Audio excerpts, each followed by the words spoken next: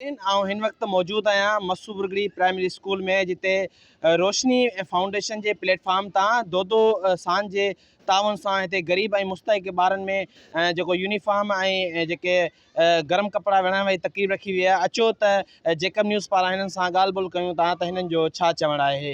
अज ही जो आहे सो government boys primary school Massu Burgadi में रोशनी फाउंडेशन तरफां ही जो कपड़न की तक़सीम ड्रेस की तक़सीम के हवाले से जो प्रोग्राम थो है समझा तो शानदार है।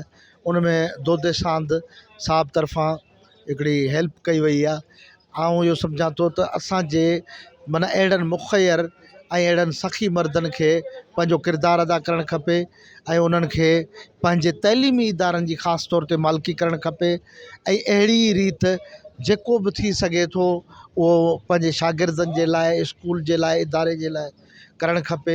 पंहिंजे इदारे जी मालिकी कंदे जेकर माना असां ईअं कंदासीं ऐं हिते ॿिया जेके हिन प्रोग्राम जे वसीले इहा अपील कंदसि त हिन असांजे इलाइक़े में ॿिया जेके मुखैर माण्हू आहिनि जेके सखी मर्द आहिनि उहे पंहिंजो किरदारु अदा कनि ऐं पंहिंजो जेको आहे सो पंहिंजे वसीलनि मां जेकर थोरो ई ॾींदा त तमामु घणो कुझु थी सघे। रोशनी फाउंडेशन जेको अॼु प्रोग्राम थियो आहे इन ते वस वारनि खे इहा गुज़ारिश कंदसि त अहिड़ा प्रोग्राम या ईअं अहिड़े नमूने सां ई असां जे नमूने करे ॾेखारियो आहे। अगरि हर कोई पंहिंजे ॻोठ में पंहिंजे एरिया में इन नमूने सां कमु करे त काफ़ी हद ताईं असां पंहिंजे एरिया खे सुधारे सघूं था। तालीम जे लिहाज़ खां, सिहत जे लिहाज़ खां या ॿियूं जेकी बि ज़रूरतूं आहिनि उहे असां पूरियूं करे सघूं था।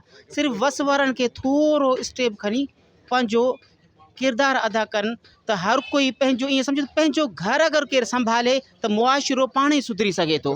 मास्टर आहियां गवर्नमेंट बॉयज़ प्राइमरी स्कूल जो।